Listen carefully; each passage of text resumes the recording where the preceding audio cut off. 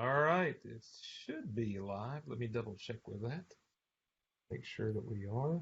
And we are. So, welcome to today's episode of Do the Work. Let me turn this off. Today's episode of Do the Work. That's going to be annoying. All right, so as we get started today, let me introduce our guest for the day, which is Edwin Crozier. Edwin, welcome to today's video, where we're going to talk about a important task that I think you and I both are excited to talk about, and that is the idea of simplifying the church. So, as we talk about that, Edwin, why don't you get us started with the idea of what are we talking about when we talk about simplifying the church? First, one of the great things about just taking a look at the New Testament, following what the pattern of the New Testament is that church is actually pretty simple. And when a church is doing its work, it is pretty simple. And so I guess that's why when I saw a book entitled Simple Church, it attracted my attention. Tom Rainer and Eric Geiger wrote a book several years ago. I would show it on the screen, but I like it so much I loan it to people, and somebody else is reading it right now. But Tom Rainer and Eric Geiger wrote a book entitled Simple Church. When I got into it, it was not, that's the book, Simple Church. When I got into it, it was not what I was expecting, because I was expecting what I have always meant by simple church, and that is just simply doing what we find in the New Testament, following the pattern. You gather together to worship God. It's not complex. You sing praises. You sing songs that edify one another. You pray to God. You participate in the Lord's Supper. You hear the Word of God proclaimed. You have collections. Those are the things that are happening as the church comes together. And then just very simply, the church's job is to spread the gospel, to bring glory to God by spreading the gospel, by uplifting people, by helping one another within the church. Just very simple stuff. When I opened up this particular book and began to read it, it was actually using that phrase in a bit of a different direction. And it had to do with making sure you knew what the church's simple purpose is, your congregation's simple purpose. And then looking simply how your congregation is going to accomplish that purpose. I really like this, the definition of a simple church in Rainer's book. And I don't work for Rainer. I'm not a paid speaker to teach Rainer's stuff. I just like this book. I'm recommending it, reviewing it. His definition in that book for a simple church in this context is a congregation designed around a straightforward and strategic process that moves people through the stages of spiritual growth. I love that. It's very simple, it is straightforward, and it is moving people in a direction. Yeah, and I think one of the things to point out about this is you could argue from a standpoint, I think, that most, quote, churches of Christ view themselves as being simple already in comparison to a lot of larger groups that have a lot of different programs. The reality is there are some large congregations in the religious world at large that have more staff members than some churches we are familiar with. Sure. So when we think about simple, you would tend to look at that and you would tend to say, as conservative as we are in our approach to Scripture and practice, that we're already the simple church. But that's not really the concept here. And I would suggest that in my reading of the book and understanding this process of spiritual growth, what I found out was we've not been very simple at all, because we have not really focused ourselves on what is our one main goal. And you and I pretty much share the same understanding of that, and that's why our passage here is Matthew 28, 18 through 20, or 19 through 20. Our real simple goal as a church is to make disciples. Make disciples. And so you and I both have this kind of concept or approach to the church work. And we're going to talk about later on some practical ways we're trying to implement that's our focus, that everything we do revolves around this idea of we need to make disciples. And by the way, that includes a lot more than just getting people in the baptistry. I think that's what we think. That's really just the beginning of the disciple-making process when you really look into it. So it's one of those deals where it's really important to kind of understand that concept going forward. The Go ahead. difference between, as I see it, between a complex church and a simple congregation is complex churches do things because churches do things. Simple churches do things because we have a direction we're going, and these are the steps that get us there, focused on purpose. I remember one of the greatest illustrations I ever read was from Zig Ziglar as he talked about the difference between being busy and being purposeful, doing things and doing the right things. He talked about processionary caterpillars and how an experiment was done. Apparently what these caterpillars do is they end up getting in a line and they just follow each other. So some scientists somewhere put a group of these processionary caterpillars in a circle, and in the middle of the circle there was the food that they would eat. But they followed each other around in a circle until they died, all when they were just inches from the food that they needed. The point was, of course, being busy is not the same as doing what needs to be done. The difference between a complex church and a simple church is complex churches do things because churches do things. Simple churches do things because this thing accomplishes a purpose, and we're putting our effort into this thing to accomplish the purpose, which we'll unpack that a little bit more as we go on here today. Absolutely. Absolutely. Phil, who's joining us from, I think, Egypt. I'm not really sure. It's hard to keep his schedule in mind. He'll correct me here in a minute. He simply comments, simple is similar to focused and effective in this case. And that's really what we're looking at. Absolutely. Yeah. And let's talk about that. So let's talk about the process, and what Rainer compares to a design process that you're going through in designing. So as we begin with the issue of clarity, which is really just to use his definition or a kind of an altered one, it's the ability to communicate a process so that it can be understood. And so clarity is really about communication. One of the issues that we have, I think, in churches today is we lack really laser-focused communication between leadership and membership. So from that aspect, kind of explain a little bit more in depth what we mean by clarity. When we talk about clarity as far as the simple church, it begins by understanding your purpose. The congregation must clearly understand the purpose. And notice who I said must clearly understand the purpose. Not the elders, not the preacher, the congregation. There are all kinds of churches, elderships, preachers in the last 20 or 30 years since the 80s as business literature became important. Stephen Covey stepped in, John Maxwell. You're hearing all about having vision and mission statements, and there have been numerous churches that have their leadership has spent hours, days, months, maybe they took a year of meetings to just drill down with laser-like focus on here is what our mission is, and they craft this amazing statement that this is our mission. They put it on a plaque. They hang it on the hall. They have a congregational meeting where they put it on the PowerPoint and they tell everybody, this is our mission. Let's get behind it. This is our vision. Let's move forward to it. And then that's the last time it's talked about, and the congregation does not remember what it is. I remember one time talking with an eldership about some of these issues, and I just asked them, guys, what's the mission of your congregation? And the elders who had spent a year working on their mission statement hemmed and hawed and finally said, I think it's something about this. And they said a few things. And what was interesting is that what they kind of finally came up with was a mission statement that they had on a poster out in the hallway. But then I said, that's interesting, because let's look at your website.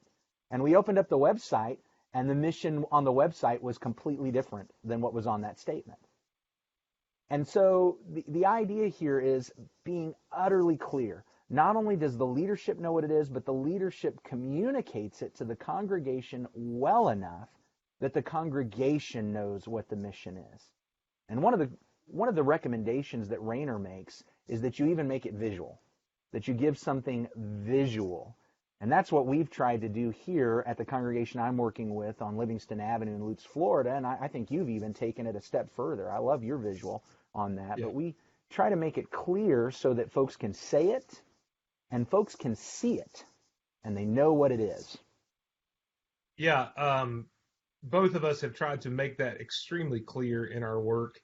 I'm going to go ahead and pop yours up here real quick so we can kind of show that, and maybe you can explain just real quickly what that looks like. So here's your what you call circle of discipleship. Why don't you just kind of quickly walk through how this communicates what your desire is to the congregation there? The goal, the purpose of our congregation, as you pointed out, Matthew 28, we take this as our goal, as our commission. I know some people disagree with that. I don't think we have to get into that debate today. But what we see as our commission as disciples, as a church today, is to make disciples. Our goal, our mission is to make disciples. What do disciples do? When we teach new members about this, we have a class that we walk people through who are visiting our congregation, that are thinking about being a part of our congregation, and we show them this and we walk them through it. And what I like to explain to folks is this is a handle. This is not everything. This is a handle. I love this illustration. Honestly, I think I picked this illustration up in an N.T. Wright book. But whenever you go on a trip, Terry, you've been on a trip. You've had to fly on a plane, right? Sure. What do you do when you're getting your clothes together? Do you grab them a big old bundle and carry them in your arms through the airport and just walk onto the airplane? No, you put them in a suitcase, you close up the suitcase, and you grab the handle. Now, often you get places, and what you have to do is unpack the suitcase, but having the handle that allows you to carry all of this in your mind is what this picture is supposed to be. It's the handle. We have to unpack it. We have to unpack it often. But this is the handle that allows us to carry around what it means to be a disciple. As we look at a disciple, we see, first of all, that a disciple is centered on God. If we're not focused on God, then we may be a disciple of someone, but we're not a disciple of Jesus Christ. And what a disciple does is a disciple is someone who honors God. That's what Jesus points out. A disciple is someone who bears fruit and brings glory to God. A disciple is someone who learns from God. As Jesus points out, they will all be taught of God. This is a disciple, someone who learns from God. And of course, a disciple at heart is a learner. But a disciple is also someone who loves like God. As Jesus says in John 13, this is how people will know you're my disciples, if you love one another. And a disciple is also someone who leads others to God. As Jesus in his prayer on the night he was betrayed talks about the fact that he pointed the disciples to God. He has brought them to him. What we like to point out is this is what Jesus says about himself. And at the end of the Gospel of John, John writes, the reason why I wrote all these things down is so that you would believe in Jesus. It's about leading to God. And all of this happens while abiding in God's word. Jesus says, if you're my disciples, you will abide in my word. And so this is what a disciple is. This is our handle. This is our picture that we carry around with us. Right. And let me just quickly, I'll put ours up there. It's a little bit different. And ours is actually incorporated into our logo. And we use a heart that has 4 different pieces that connect like a puzzle. And each of those are a different shade of blue, signifying kind of the process of growth and maturing through that. And we just simplified that to 4 words, where you said honoring, we say praising, learning is where you had another, I can't remember the other title you had, but we have then caring and then teaching. And essentially they all 4 kind of mirror and reflect. For those who don't know, you and I are essentially best friends. And when you were developing the circle of discipleship, I was a little envious, and we had a lot of discussions through that. And I read Simple Church, your recommendation. And then when I relocated to Chelsea, we quickly wanted to do a new logo. And part of that was I wanted to incorporate what you had called the circle of discipleship into that logo. And by the way, the heart was actually something that was existing before in a different form, and we just kind of adapted that kind of legacy. and move forward. And now I'm the one that's envious because I love your heart of discipleship. I think that's great. I think that's Well, great. and by the way, Luke Adams did a great job putting all that together for us, and he's been on the broadcast before. And one of the things to show that is that the clarity of that, and you and I have both presented lessons about this. We have talked in our congregations openly, and it's something you got to remind people to do all the time. But this communication, getting full buy-in, I would suggest that leadership, you meet together and maybe just survey your congregation and just ask a simple question. Hey, what do you think our mission is here? And see what the answers are. That'll tell you real quick how much clarity you have in your approach. So let's move to the second factor of that, which is movement. And this is just and both of us have already shown this. It's a process that has clear sequential steps moving people to a greater area of commitment. Well, so in disciple making, Edwin, you and I are agreeing against our mission is disciple making, and part of that mission is taking new disciples and growing them until they can be involved in the making of disciples. And so specifically, both you and I do that through the same way, at least in the way we approach this, of those four components mirror each other. There's worship, there's Bible study, there's connection, and we do that through small groups. We can talk about that more later, maybe a little bit more. Not solely, but that's one of the huge ways. And hopefully we grow people through that process and through all those things to where they are more comfortable being disciple makers as well. That's our ultimate goal in the growth of those disciples. And then we get a sense of spiritual recreation and procreation all the time by doing that. You want to? The idea of movement, I love this phrase, think steps, not programs. Think steps. A lot of times and this goes back to what I said earlier about the difference between complex and simple churches. Complex churches do things because churches do things. We have Right. a VBS. Why do we have a VBS? Because churches have VBSs. We have a gospel meeting. Why do we have gospel meetings? Because churches have gospel meetings. We have Bible classes. Why do we have Bible classes? Because churches have Bible classes. We have a men's Bible study. Why? Because churches have men's Bible studies. We have a women's Bible study. Why? Because churches have women's Bible studies. We have an annual singing. Why? Because churches have annual singings. I do things because churches do things. The simple church says we're going somewhere. We're getting to a point. I know what that point is. Here's my purpose. So now I have to develop a process. So movement, when we move from clarity to movement, we actually uncover what I thought was the really powerful point that I got out of Rainer's book. And that was that a simple church has a process that mirrors its purpose. Yeah. And I want to say that again because I want to make sure I am clear on that. What makes it a simple church is I have a process that mirrors the purpose. And that process is clear because everybody knows here's what my next step is, which is one of the reasons we chose the circle. And the visual has those arrows as the different quadrants of the circle lead into one another because it's supposed to highlight that idea of process. We're moving from one to the next, to the next, to the next. Understanding here are our steps, here's our process.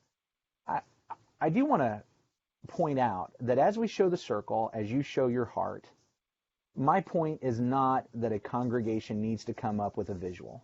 Those are tools. That's Right. like when Jesus says, look at the lilies of the field and the birds of the air. Those are visuals that we can use.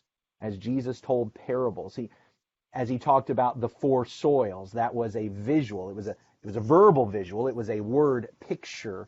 And that's all we're trying to provide for that. But it's a tool that helps us visualize in our mind, here's our purpose, and then here's our process that mirrors our purpose.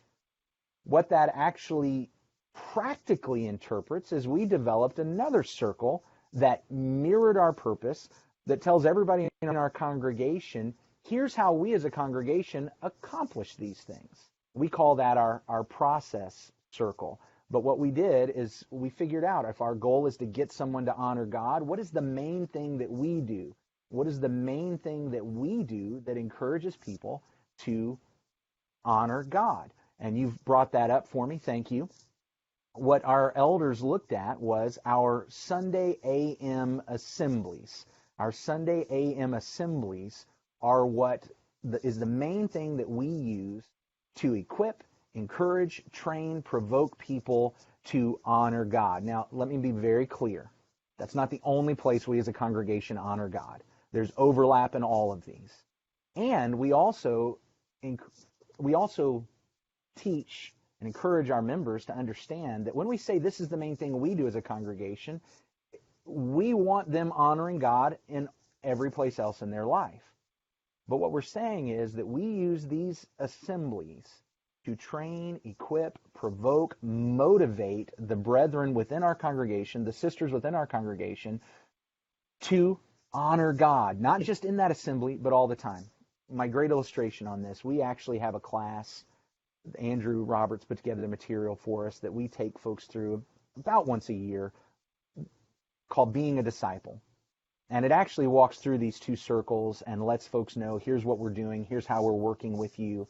And when we got to this part, what we asked, one of the questions Andrew asked in the material was about the singing in the assemblies.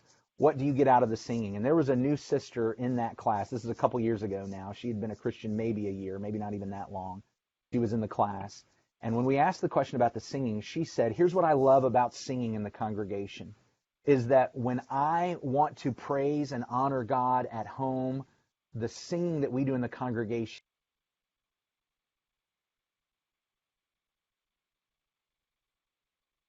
Looks like we've possibly lost Edwin mid-story. Hopefully he'll bounce back in here in just a minute. One of the things that I wanted to talk about in movement, and see, hopefully Edwin will be back, is Rainer actually uses an example Honoring about God. movement that is really good. And Edwin, as you're trying to join us back, let me continue this, Okay. that he compares movement to a relay race. And I love this example that he says in a relay race, the most crucial part is not the fast team members in that relay, but the handoff. And that there are instances where teams actually have faster runners, but they lose because they're not able to do the handoff correctly. And I'm back. Yeah, and that's what really we're talking about in this movement is these are handoffs in different phases. And if we don't hand off correctly between these different parts of our mission, it doesn't matter how well we do. For instance, let's take honoring and even our Bible studies. It doesn't matter how well we do those if we can never then get that to the connections to one another. And if that handoff breaks down, then our whole team breaks down. So it's one of the beauties, I think, of that illustration is that this is the way we hand off people in this process. So, Edwin, you were mid-story about the new sister and what singing does for her in the corporate versus at home, and that's where you cut off on us. Oh, no, you didn't hear the punchline. Yeah. So what she said was, here's what I love about singing in our assemblies is that when I'm at home and I want to honor God, it's the singing in our assemblies that gives me the words to do that. So it was because she came to our assemblies, learned the songs, sang the songs together with us in praise and honor of God, that when she got home, now I know how to praise and honor God. And that's the point here. It's not that this is the only place God is honored. It's not the only thing we do that actually honors God, but that our purpose is to produce that kind of result. I am motivated to honor God, and I learn that. Then we move into our weekly Bible classes, which is the main thing that we use for learning from God. Again, it's not the only place where we learn from God. We do preach sermons in our assemblies, and hopefully there's some learning that goes on there. We've recently made a shift on our process circle, and the process circle is where a lot of changes might take place. The purpose circle is pretty well set. Sometimes we tweak wording, but unless we learn something completely new about discipleship, that one from the Bible, that one is set. But we sometimes switch what our process is, and we've now taken our Sunday evening meetings to be what we do as a congregation to provoke love among the brethren, loving one another. So we've got a series of things that we do on Sunday nights, which include some special sermon series, which include a house-to-house night where our groups get together, which include some special training nights where we invest within our young men and our college students and anyone who wants to experience that kind of investment and training. This past Sunday night was a special night of prayer where our shepherds, essentially what we wanted folks to see it as, it's not just, hey, let's have a prayer service.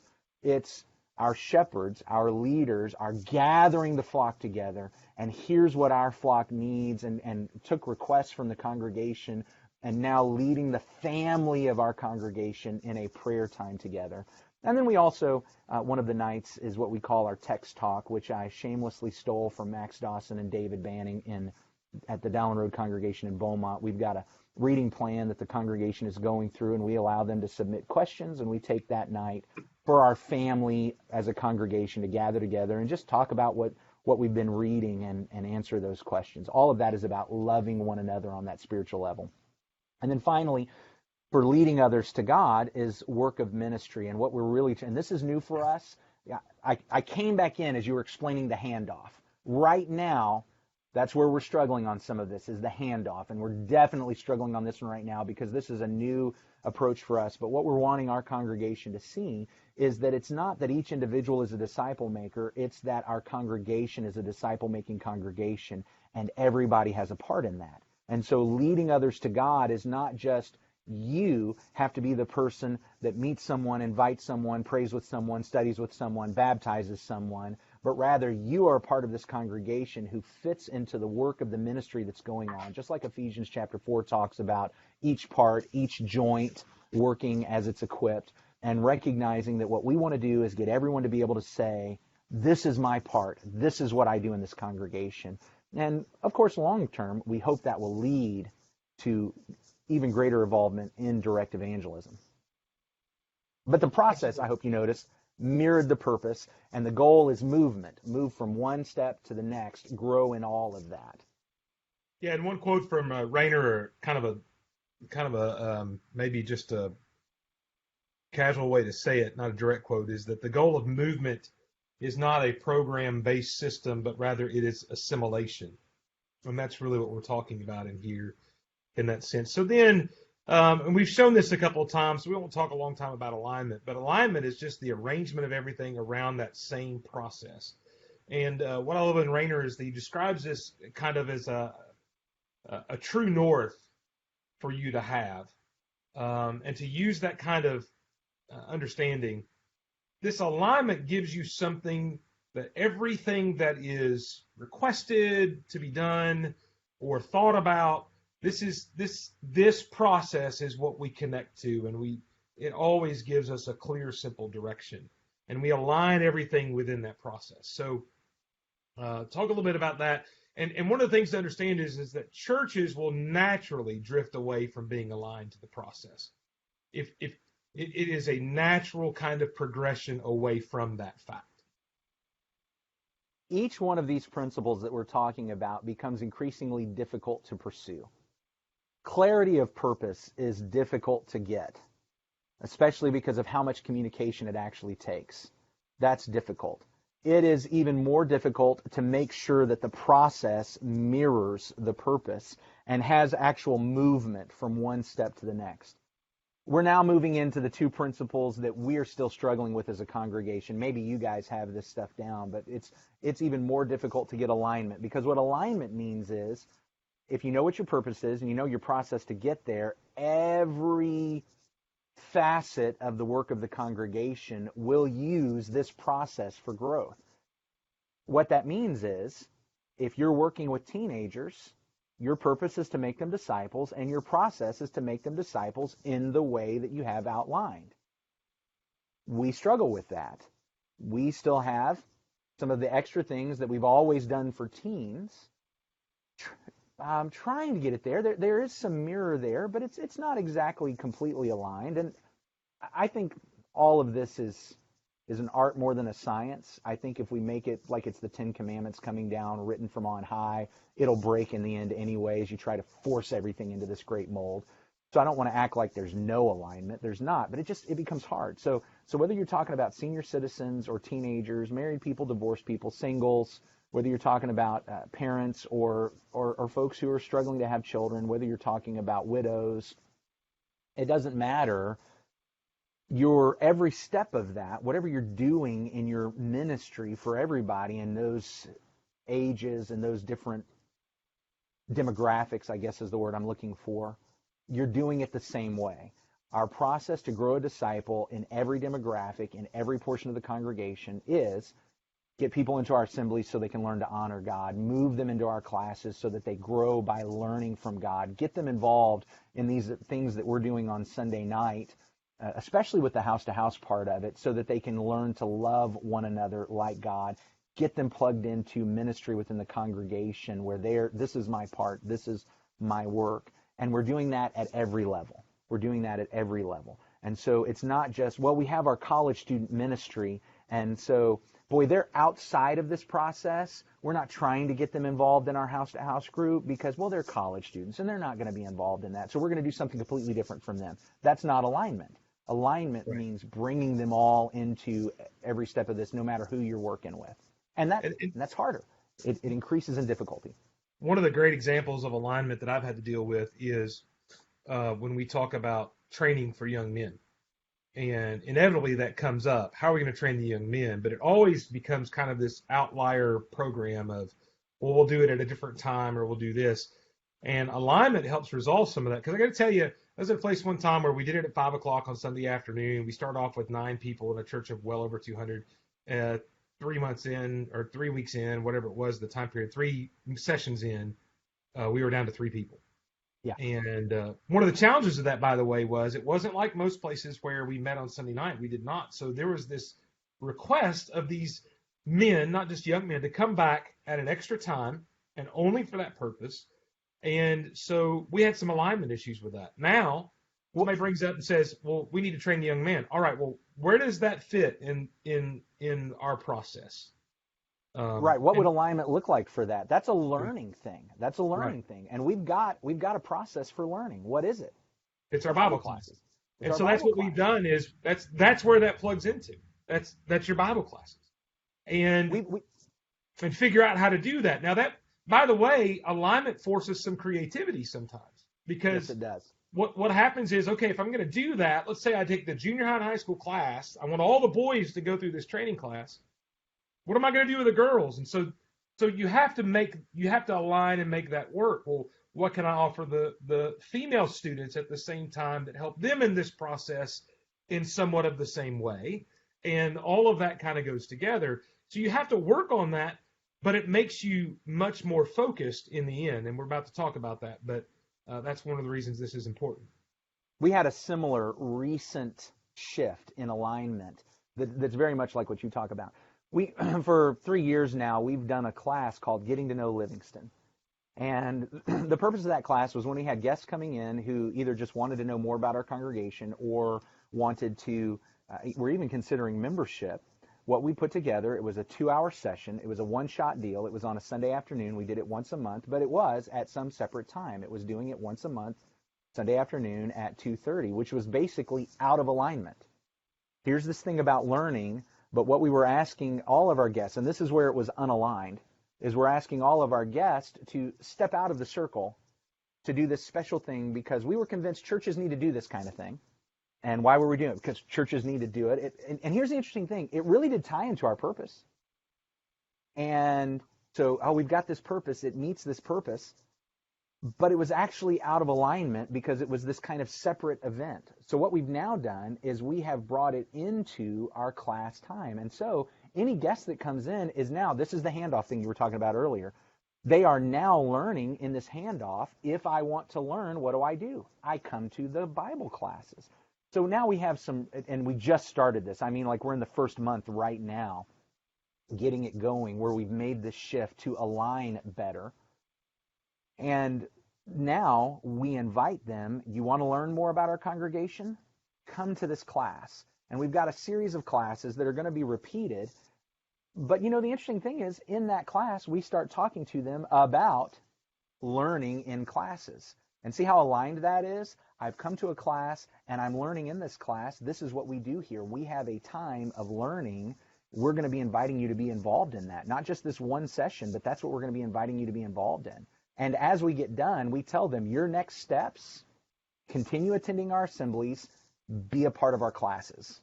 Yeah. That's one of the next steps we share with them. But we brought that into alignment. Yeah. Well, and that brings us then to focus. And So one of the things that's interesting, I think when we start talking about the church work, because we need to wrap this up probably in the next 5 minutes, by the way, if we can focus enough, is usually Do you we even know who start, you're talking to? yeah, we usually start off by working with the idea of focus first. We need to focus, and then we try to figure everything else out. And this process really ends with focus, and I think that's different than what we're used to in that sense.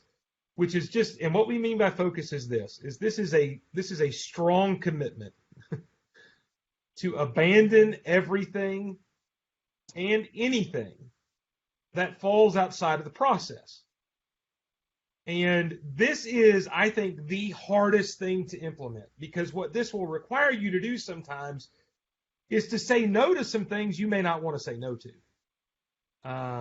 to stop doing some practices you may not want to stop. I'll be honest with you. One of those practices I think is interesting is you mentioned earlier gospel meetings. I love traveling and meeting people and being with them. But I've been a lot of places where, and you have to where they call or they email or they text and they say, we need a series of lessons, we need to advertise, and I say, what do you want me to do? And they say whatever I you don't want. care, just bring your best stuff. And what that is a traditional act that we do without much thought. And in that instance, what you have is a church that is committed to other things outside the process because of their history and all of that stuff. But if so you say, well, what's the solution? Here's a solution. If your gospel meetings do not fit in, your special events do not fit in to this process that is clearly outlined, stop doing them. Stop having them. And that's the hardest thing, I think, for people to do, is to stop doing some things that, quite frankly, they're just used to doing. As I said, each principle, as we move along this line of principles, gets more and more difficult to pursue.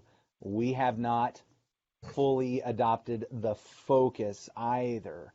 Now, I do want to begin with this one thing, because here's the one caveat. Well, there's always caveats whenever I'm recommending books. Usual caveats apply. I don't agree with everything.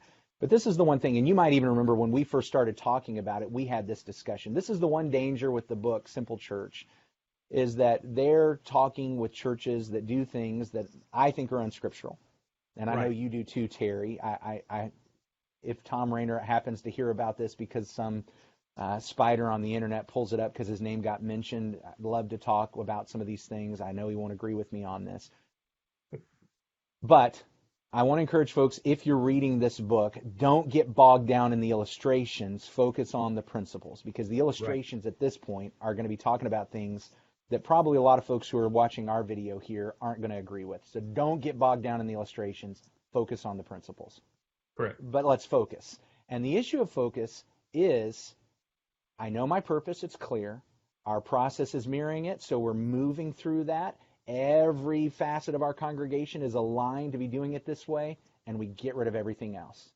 Here's where the struggle is for this. This is where, even here where I am, as I talk with the leadership, elders, deacons, members in the congregation, what will often be said is, we should do this thing. Why should we do this thing? Well, because it fits with this part of our purpose. Our purpose is honoring God, and this thing honors God. No, focus is not make sure everything you do does one of the things on your process. It's figure out the one thing you're going to do to accomplish that purpose, and just do that. Because if you do two things to accomplish the same purpose, what you've ended up doing is dividing your resources, and neither one of them will accomplish the purpose as well. So it's the idea of, I figured out what my purpose is. Now I know what my process to move people through that purpose is. I figured out what the steps are. Here's the things we're going to do to accomplish this, and we're going to get rid of everything else. We haven't completely done that. And again, I do want to put this in. This is not 10 Commandments coming down from the mountain etched in stone. We do a thing every year. We call it is in His Presence singing. It's a part of the makeup of the congregation. That I don't believe that should go anywhere. As far as our purpose, our process circle, it really does not fit in the process circle at all. Now, there are some who would say, but it honors God, so that's a part of it. Well, yes, it does honor God, but our process for that is our Sunday morning assembly, not having these extra events throughout the year. But even I, as much as I believe in this purpose, am not at all trying to get us to cancel our In His Presence singing. It's a part of us as a congregation. It's been done here for years. And it would, if we removed that, I think it would be so discouraging that it would be a problem. So I don't want to make this just a, boy, cut and dried, you've got to follow every one of these rules, because simple church is not the Bible. It's just a tool. And so we make exceptions. But boy, it's tough.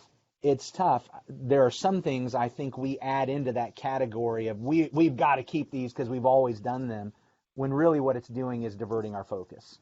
Yeah, That's an art more than a science.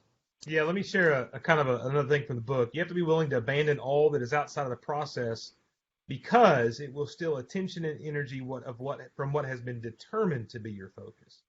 And that's really, when you say resources, that's really what we're talking. When you split that out, you're stealing away from the most effective way to accomplish something, the energy and the resources and the attention, and giving it to something else. That's kind of why that is. And the suggestion by Rayner is have blinders on, that you get so focused on this process that you're unable to see beyond that. And I think that's pretty important to consider as well. The word we often use when we talk about getting focused is sacred cows. Yeah. Sacred cows. We do things because churches do things. Can we look back? Can we look at what we're doing and saying, this is what it's accomplishing, and this is where it fits in our process? Far too often it's, well, brother so-and-so started this. Brother and sister so-and-so donated this. We've done this forever. We need to do things because they move us along in the purpose. Complex churches do things because churches do things. Simple churches do things because this thing gets us somewhere. It's a step in the direction that we are purposefully pursuing. Yeah, and let me say that the last thing we're going to talk about, we don't have a lot of time, is what does this look like practically? We really incorporated that all throughout what we've been saying. One of the things I want to say about this is, first off, if you're just joining us, you need to get maybe a copy of this to fully understand. And my copy is actually used. I found somewhere for probably like $4 or $5, but it's just a great suggestion so you can kind of fully understand that. One of the things that you have to realize is when you're going through this process and you're making these kind of decisions, what works at Livingston and for Edwin and the people there may not be the same thing that works for Chelsea and where I'm at and the people here. And we all have our different sacred cows. But practically what this looks like, I think, is when you figure out what your process is, you have to do an inventory of everything that you do and figure out whether or not it's actually fitting into your process. And by everything, that means everything. That means your worship times, what you do in your worship, your Bible classes, what you do in your Bible classes, the curriculum you use, the teachers you use, the events that you have outside of your normal times, whether you do small groups or not. If you don't do small groups and part of your process is connection, how are you going to accomplish that? Let me cut in right here. Yeah. Let me cut in on that, because here's where two churches might be different.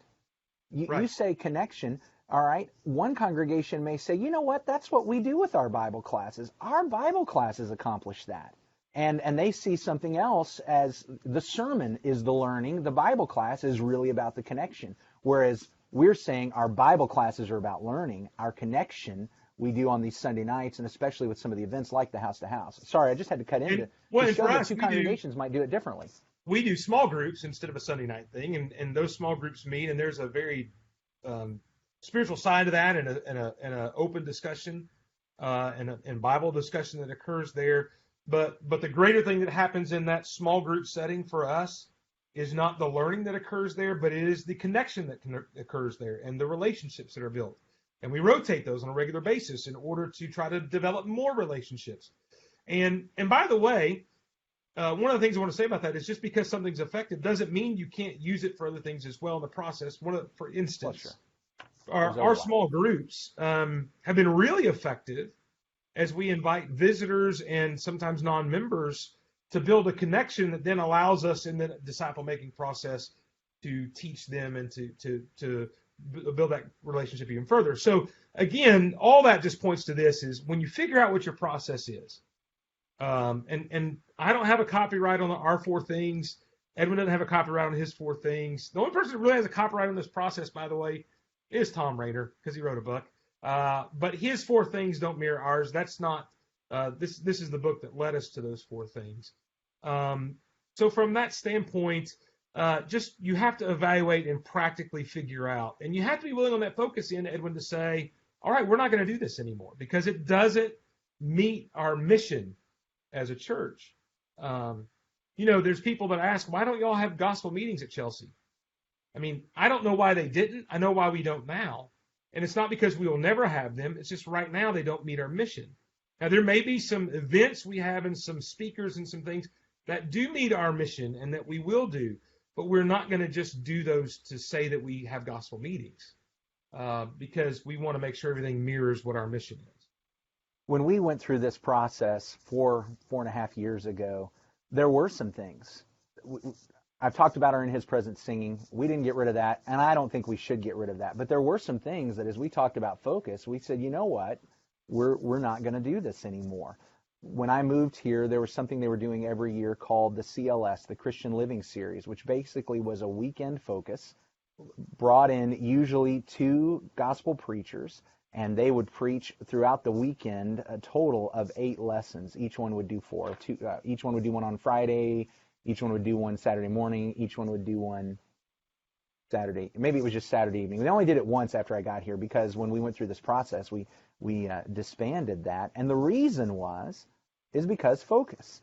What was this accomplishing? Was it about honoring God? Well, we do that in our Sunday morning assembly. We don't need to have 5 more sessions of that one weekend of the year. Was it about learning? Well, we do that in our classes. And so now we have our class set up where 3 months out of the year are special sessions where everybody comes into the auditorium, and we have guest speakers, which would essentially be like that CLS, but it's learning, and it's what we do in our classes. It's not some extra event outside. We also would do once or twice a year a men's day on a Saturday and a ladies' day, a women's day. And we've moved those into our classes, making sure that we have a men's class every other year and a women's class every other year, because that's what it was about. It was about learning, and we've got a process for that. We don't need to do some extra thing. Absolutely. We're really out of time. Really enjoyed the conversation, Edwin, as always. Any closing thoughts that you'd have to share with our audience? First, thanks for inviting me to be a part of it. I know that you don't invite me because we're such good friends, because you have other friends that you like to invite on these things. So it really is great honor. Not many.